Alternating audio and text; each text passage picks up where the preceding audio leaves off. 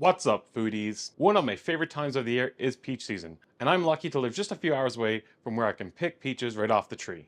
There's nothing quite like the taste of fresh, ripe peaches, and today I want to share with you my delicious smoked peach cobbler recipe that makes the most of fresh peaches that are in season. This cobbler is perfect for summer gatherings, whether you're camping, grilling in the backyard, or just enjoying a cozy evening outdoors. This combination of juicy peaches and golden buttery topping is simply irresistible. This video is sponsored by Community Natural Foods. They have supplied me with some amazing dairy from Avalon Dairy. So let's get into it. First off, we're going to be cooking this outdoors on a grill, so preheat your grill or smoker to 375 degrees Fahrenheit or 190 degrees Celsius.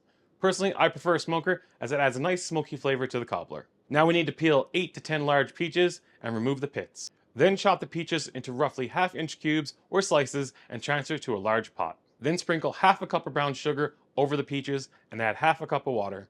Then pour in 2 tablespoons of vanilla paste and add in 1 tablespoon of cornstarch and mix well.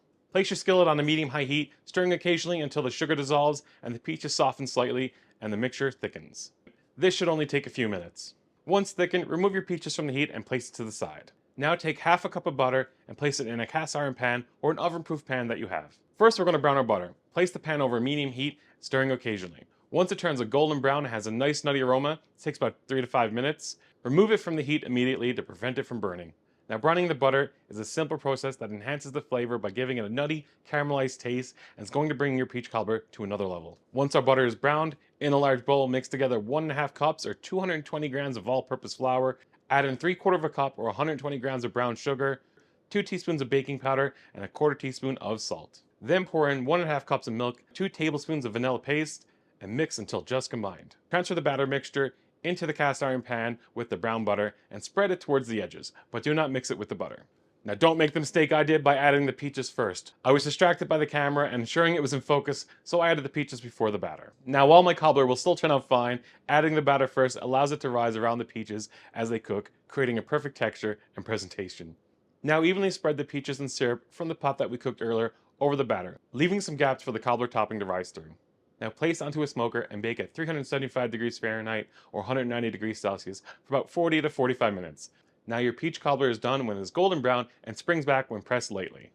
Now remove your cobbler from the grill and let it rest for 10 minutes, then plate it up with some vanilla ice cream on top. And there you have it, my smoked peach cobbler on a pellet smoker.